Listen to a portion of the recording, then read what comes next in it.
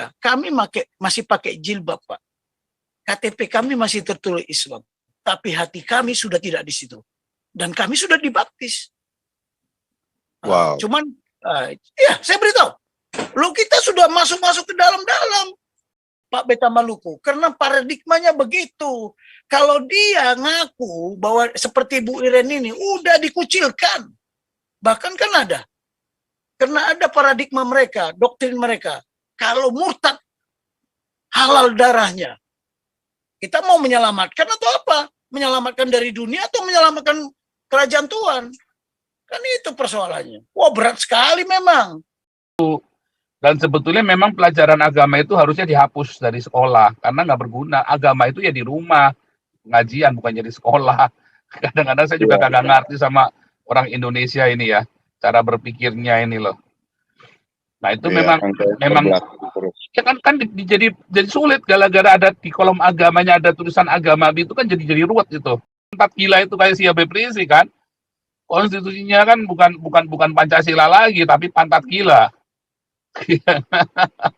Ya itulah beratnya kita. Habib Rizik SD SMP di sekolah Kristen, ya kan? Tapi kalau orang Islam sekolah di Kristen itu sudah ditanda tanya besar. Di daerah Garut sana, apalagi di desa, ya sudah susah lah. Mungkin di desanya pun tidak ada gereja, ya kan? Nah, kalau ada misionaris pun ke situ masuk mungkin bisa dicincang, kan begitu. Data-data yang saya kan sekarang ini saya percaya Yesus. Saya dari Muslim, Pastor, tapi saya belum dibaptis dan belum bergereja. Tetapi saya percaya Yesus ini karena dia takut katanya. Soalnya saya ada keluarga di sini, jadi saya tidak mau berurusan dengan keluarga karena keluarga juga sudah membuang saya dan anak-anak juga dicari keluarga untuk supaya tidak mengikuti kami sebagai orang tuanya. Saya sebetulnya ingin pindah gitu Pak ke suatu tempat yang dimana kami tidak bisa dicari oleh keluarga gitu.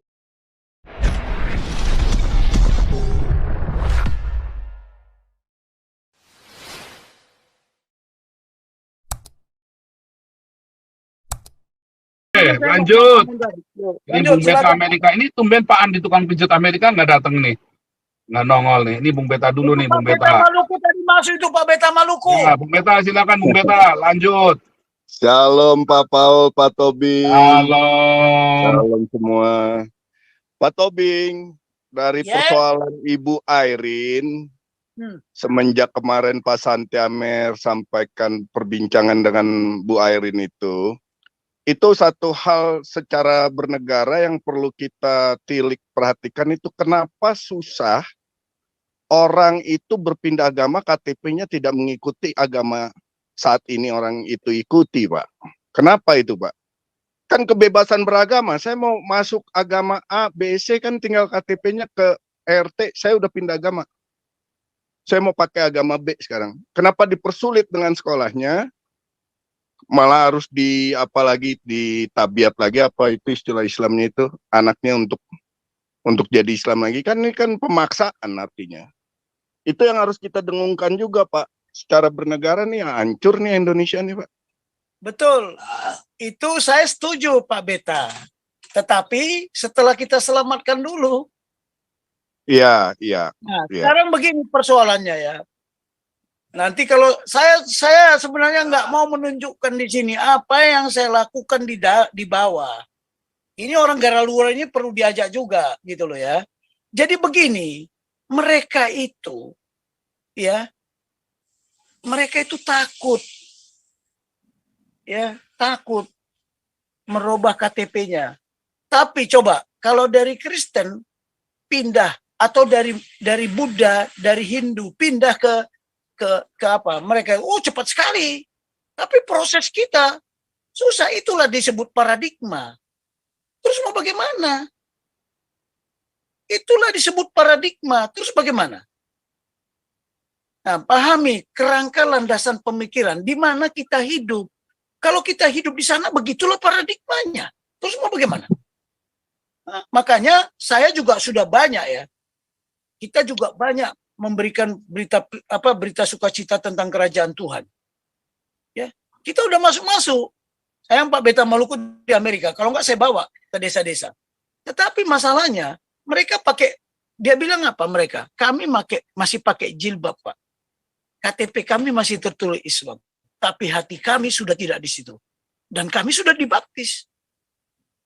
Wow. Cuman, ya saya beritahu. Lu kita sudah masuk-masuk ke dalam-dalam. Saya kemarin sampai, berapa hari kita tidur? 1 hari ya? Hati-hatilah ya, tapi saya nggak mau memviralkan. Saya beritahu aja.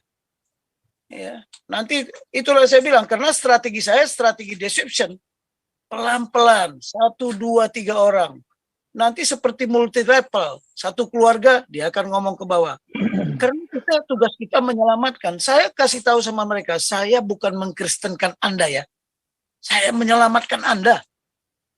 Ya, selamatisasi bukan kristenisasi. Nggak ada agama Kristen, saya bilang. Apalagi? Titik. Ya, saya selalu, Pak Paulus juga sudah mengobrol-ngobrolkan seperti itu. Tidak ada agama. Tuhan tidak suka sama agama. Saya beritahu kok. Tapi saya tidak di komunitas yang rame-rame. Tidak, pelan-pelan kita datang ke rumah, tidur di rumah. Oke, nanti dalam apa saja. Aduh, saya nggak enak ya. Ya, tapi itu tadi, bukan tidak. Kalau mau ikut, biar tidak dipiralkan gitu loh. Ya banyak yang kita kerjakan. Memang itulah Pak Beta Maluku. Karena paradigmanya begitu. Kalau dia ngaku bahwa seperti Bu Iren ini, udah dikucilkan. Bahkan kan ada. Karena ada paradigma mereka, doktrin mereka. Kalau murtad, halal darahnya. Kita mau menyelamatkan atau apa? Menyelamatkan dari dunia atau menyelamatkan kerajaan Tuhan? Kan itu persoalannya. Wah, berat sekali memang. Apalagi saya, ya, datang ke sana mana pakai pakaian dinas. Siapa yang duga saya kalau orang lihat, wah ini dipanggil kok, tau nggak dipanggil kok? Dikira orang Cina aja, ya kan? Tapi itulah ya, memang sulit Pak Beta Maluku. Memang kita mau menegakkan itu, tapi kan menunggu waktu. Biarkanlah, kalau taktiknya Pak Harto itu apa? Larut dengan waktu. Nanti larut sendiri mereka. Itu konsep strateginya. Oke, itu Pak Beta Maluku yang bisa saya jawab ya. Saya bukan tidak tahu apa keinginan kita. Ya, tapi itu tadi. Ya. Tapi kenyataannya memang nggak bisa, Bung Beta, sulit, Bang Beta.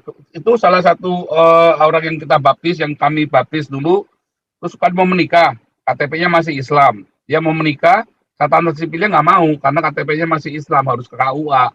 Nah, akhirnya bikin KTP lama sekali ya, bayar 1 juta baru bisa tuh. Iya. Dengan problema seperti ini, karena kebetulan kan itu komunitas mereka ya Pak. Kalau bagaimana contoh kayak seperti Bu Airin ya, mungkin ini umum lah ya, dipindahkan ke komunitas Kristen, contoh bawa ke Manado untuk ganti KTP atau bawa ke Ambon, yang mana RT, lurah semuanya Kristen, mungkin bisa nggak dipermudah untuk ganti agama di KTP-nya Pak? Ya sebetulnya kalau ke Manado pergi ke sananya saja biayanya saja sudah 5 juta. Biayanya jadi besar. Tapi setelah kalau sekarang kita bayar ke Garut, langsung di Garut kita kasih 1 juta, langsung jadi. Ya. Memang biayanya jadi besar, tapi paling tidak KTP-nya sudah berubah. Kalau agamanya sudah berubah, dia bisa pindah ke daerah lain lagi. Enggak. Kalau KTP sekarang di Indonesia udah nggak perlu rubah alamat.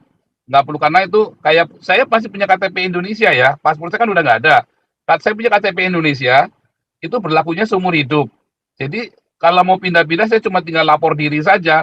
Alamat di situ udah nggak dipakai, kayak KTP di Eropa. KTP di Eropa kan nggak pakai alamat tuh. Karena dengan nomor induknya itu sudah pergi kemana-mana, itu udah kelacak. Di Indonesia juga sudah begitu sekarang. Berarti perlawanan kita ke Departemen Dalam Negeri nih Pak Paul. Iya. Memang harusnya kalau agamanya dia dihapus, yang benar itu. Jadi kita udah nggak pusing dengan hal yang nggak berguna seperti itu. Dan sebetulnya memang pelajaran agama itu harusnya dihapus dari sekolah, karena nggak berguna. Agama itu ya di rumah, ngajian, bukan jadi sekolah. Kadang-kadang saya juga kagak ngerti sama orang Indonesia ini ya, cara berpikirnya ini loh. Nah itu memang ya kan jadi sulit, gara-gara ada di kolom agamanya ada tulisan agama, itu kan jadi ruwet itu. Ya kan, sementara orangnya sudah Kristen, tetapi KTP-nya masih Islam, mau dirubah nggak boleh hanya demi statistik kan. Kan tujuannya demi statistik. Sekarang bilang statistiknya orang Kristen di Indonesia 15%. Padahal de facto-nya udah 30%. Tapi statistik kan menuliskan berdasarkan KTP kan? Iya. Nah, itu masalahnya sekarang yang kita di Indonesia. Nah, bagaimana cara mendobraknya? Nah, memang sebetulnya kita mau bikin ribut yang sekolah di Garut sama di Padang itu mau kita angkat semua, harus dinaikkan ke dunia internasional. Jadi semua memang harus dimasukkan dunia internasional. Kecuali Indonesia mau diekskludkan dari pergaulan seperti Afghanistan, udah masa bodoh, ya kan? Kupingnya udah kopokan semua orang Afghanistan, kupingnya udah kopokan, udah bodoh amat kan? Ya kan, sudah nggak peduli dengan dunia internasional orang Afghanistan ini, ya kan? Pikiran mereka yang namanya dunia cuman Arab doang, cuman Islam doang, yang lain semuanya ngontrak semua. Yang punya dunia cuman mereka. Nah, Indonesia mau belaga begitu, belaga gila begitu, ya memang harus bubar kalau udah begitu. Iya. Ya memang kudu bubar. Kalau memang udah niatnya begitu, mah mendingan bubar aja. Berarti kan konstitusinya kan cuma konstitusi pantat gila itu kayak si Habib Rizik kan. Konstitusinya kan bukan Pancasila lagi, tapi pantat gila. Ya itulah beratnya kita. Habib Rizik SD SMP di sekolah Kristen. Ya kan? Tapi kalau orang Islam, sekolah di Kristen itu sudah ditanda tanya besar. Tapi di sekolah anak-anak saya, banyak itu yang Muslim masuk di sekolah Katolik. Banyak. Kalau dulu saya di sekolah, saya SD-nya SD Katolik. Yang Muslim itu mungkin separuh kali. Oh iya, tetap. Makanya, ya. Tapi rata-rata anak pejabat. Rata-rata anak pejabat. Kalau yang separuh itu, kalau sekolah itu biasanya yang sudah orang punya duit ya. Artinya Itu pejabat itu yang Muslim mengerti bahwa kalau mencari ilmu tuh jangan ke sekolah mereka, ke sekolah Kristen, kan begitu. Sampai Kenapa sekarang pejabat juga ngerti melakukan- mereka. Sampai sekarang Iya. di Semak 1 itu, yang sekolah unggulannya Jakarta itu, yang Muslim berapa banyak gitu. Ya, itulah paradigma kan. Dia berpikirnya di mana dia hidup. Tetapi kalau dia di daerah Garut sana, apalagi di desa, ya sudah susah lah. Mungkin di desanya pun tidak ada gereja, ya kan? Nah, kalau ada misionaris pun ke situ masuk mungkin bisa dicincang kan begitu. Tapi udahlah, inilah Iya, kayak kita KC kan itu sudah nggak boleh masuk Ciamis kan KC kan. Iya. Coba bayangkan Dulu kan dia tidak kasusnya KC itu ternyata didahului dengan KC itu ternyata dulu ikut sama pendeta siapa begitu kan penginjilan di Ciamis itu diusir dari desanya kan. Iya, tapi lihat aja kenapa pengadilannya kemarin dilaksanakan di Ciamis. Kok sengaja? Ya makanya itulah. Itu kan dulu udah sebelum itu dipindah kita sudah kasih tahu ini Inua 1 dipindah. Tapi kan nggak percaya itu kan pengacaranya, dasar pengacaranya memang goblok. Itu tadi karena dia berpikirnya teknis bukan berpikir strategi kan begitu. Betul. Tolong dulu belajar strategi ini sama saya lah. Percuma Iya. saya. Ini